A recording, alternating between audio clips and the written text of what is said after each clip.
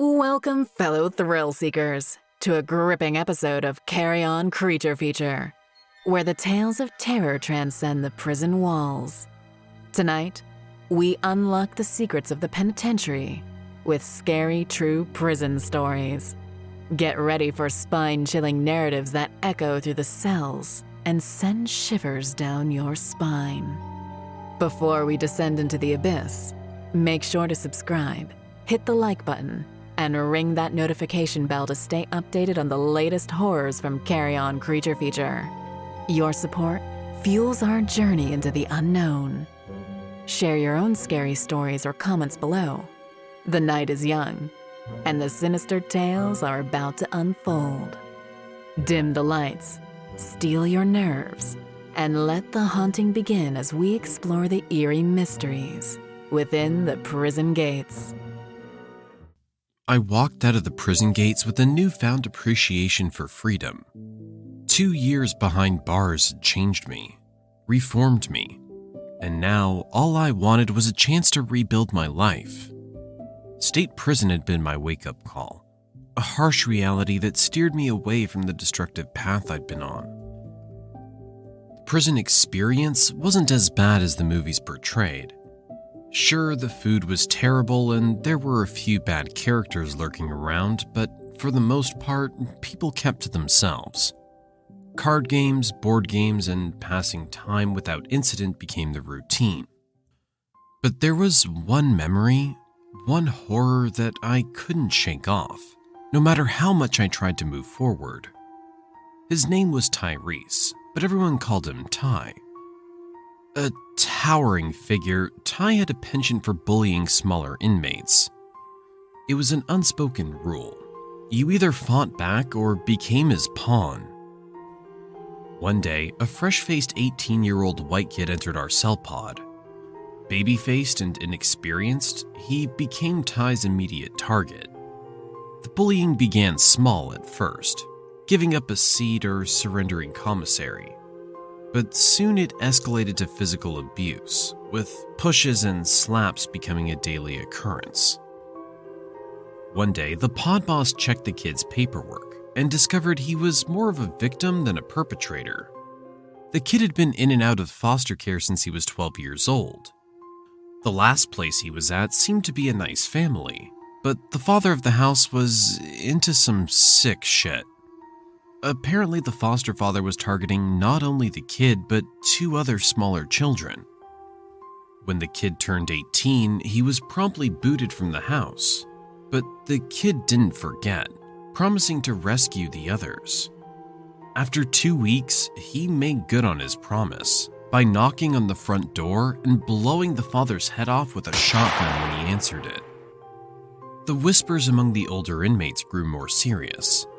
Rumors of potential SA circulated, prompting some of the seasoned prisoners to pull the young kid aside. They warned him, fight back or go into protective custody. Then, one day, the cell block echoed with blood-curdling screams. Inmates rushed towards the showers, and my instincts kicked in. I followed the commotion, entering the scene of a gruesome encounter. Ty lay on the floor, blood oozing from his groin. The white kid stood nearby, a razor clutched in his trembling hand. Another inmate approached the toilet, and horror struck when he discovered Ty's severed genitals floating inside. In the chaos, the young kid sprinted forward, flushing the toilet before anyone could comprehend what had just happened. The brutality of the act hung heavy in the air, a mixture of shock and grim satisfaction among the witnesses. As the prison staff rushed in, restoring order, I couldn't erase the image from my mind. The kid had fought back, perhaps too fiercely, leaving a permanent scar on Ty's reign of terror. But the brutality of the retaliation, the crimson evidence in the toilet, haunted my thoughts long after I left the prison walls behind. It was a horror etched into the fabric of my reformed existence, a reminder of the darkness that could lurk even in the most unexpected places.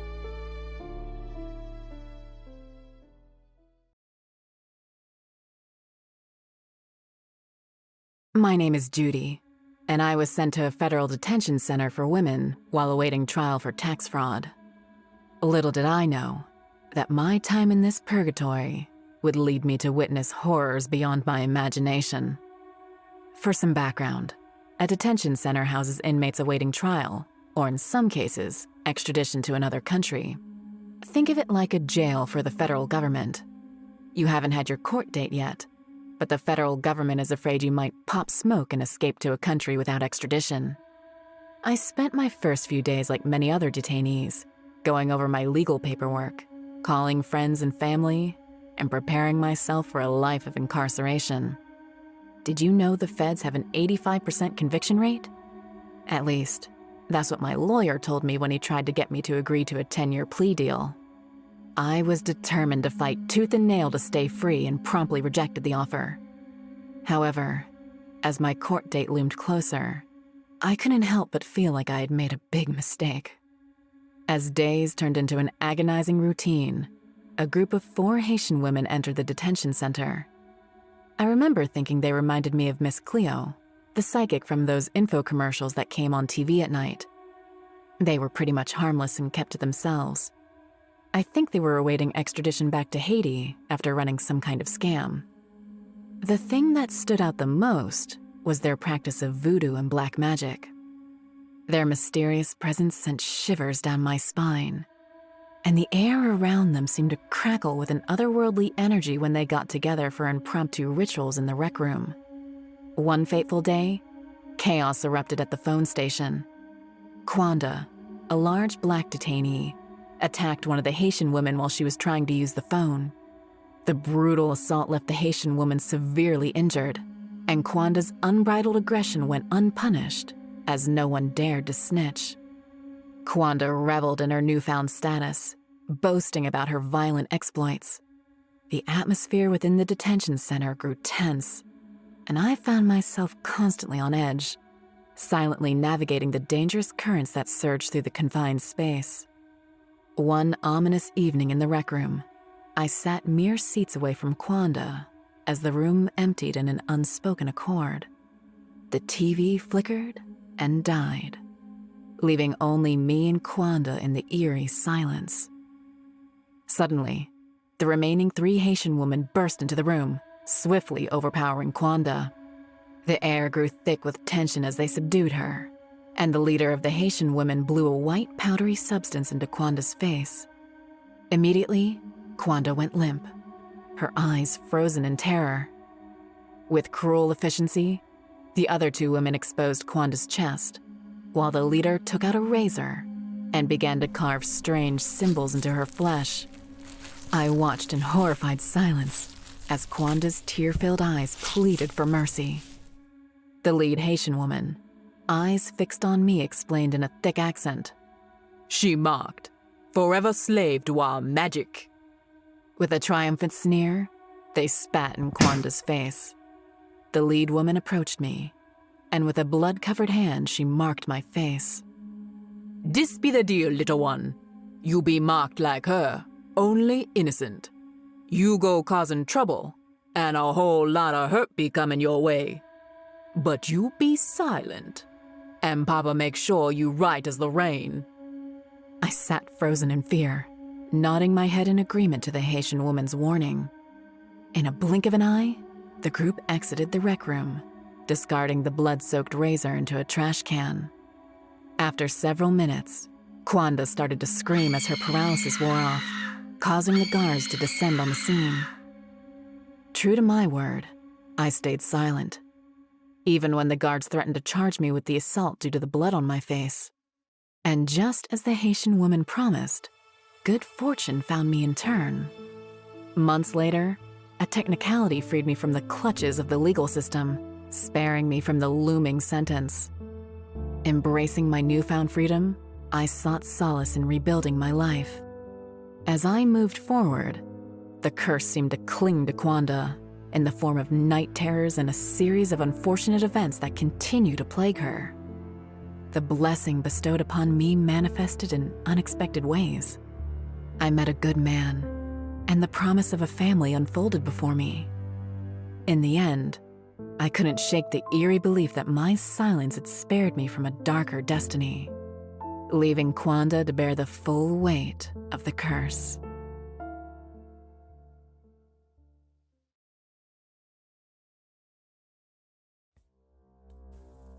My name is Isaac, and my mind still bears the scars of the horror I witnessed within the unforgiving walls of Orleans Parish Prison during the wrath of Hurricane Katrina. Before the storm hit, there was an eerie calm within the prison. The usual hum of inmate chatter and the distant echoes of guards' footsteps were replaced by an unsettling stillness. Little did we know, the tranquility before the storm would become the precursor to a nightmare. As the storm unleashed its fury outside, the atmosphere within the prison shifted. Guards, once composed, now moved with a palpable panic as they hastily locked us in our cells. The wind howled, the rain beat relentlessly against the windows. My cellmate, Jones, pulled me to the side, whispering in my ear, "Shit's about to go down, man." The cell block grew quiet as the storm raged outside, an unseen energy filling the air. I looked to the cells below, seeing the fear of each prisoner's face as they pressed against the steel bars of the holding cells. Suddenly, the cell block went dark from loss of power, sending some prisoners into a frenzy. Yells echoed through the corridors as fear and uncertainty spread like wildfire. In the lower floors of the cell block, the water began to seep in, rising with an unrelenting determination. Desperation echoed in the cries for help, and inmates found themselves trapped in rapidly flooding cells. Guards, armed with feeble flashlights, attempted to move the prisoners to higher ground. However, water had risen too swiftly, leaving some inmates submerged in the murky depths, their pleas for salvation swallowed by the rising tide. In a grim twist of fate, two-man cells meant to house a pair now crammed up to 8 prisoners, each struggling to find a pocket of air in the rapidly diminishing space. The water, relentless in its ascent, showed no mercy.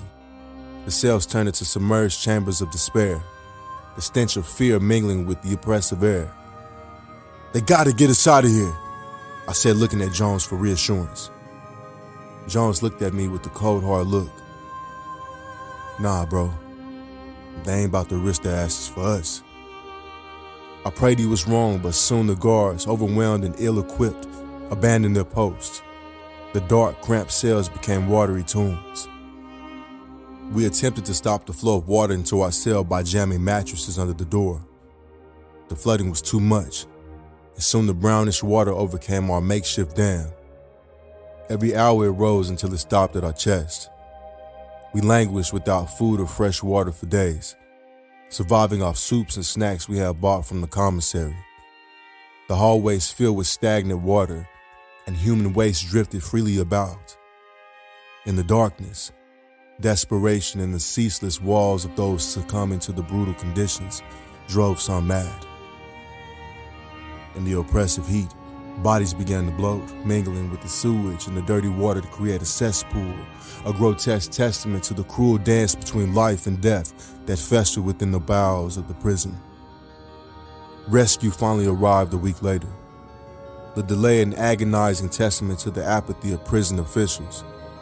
By then, several prisoners had paid the ultimate price for the catastrophic conditions brought about by the storm and the callous neglect of those entrusted with our well-being. Katrina's aftermath left an indelible mark on my soul. The horror I endured within those prison walls became a testament to the vulnerability of the forgotten, a stark reminder that even in the face of nature's fury, the true tragedy lies in the callousness of those who turn a blind eye to the suffering of the helpless. As we wrap up this bone-chilling journey through the shadows of the penitentiary, we hope these scary true prison stories have left you on the edge of your seat. Don't forget to show your support by liking this video, subscribing to Carrion Creature Feature, and hitting that notification bell to ensure you never miss a hair-raising tale. Your spine-tingling stories and comments fuel our passion for the unknown. so share your own terrifying experiences below. Let the conversation continue. The night may be drawing to a close, but the echoes of these prison tales will linger. Dim the lights one last time, steady your nerves, and remember, the darkness holds secrets untold. Until our next descent into the abyss, stay haunted, stay thrilled, and may your dreams be eerily captivating. This is Carrion Creature Feature, signing off for now.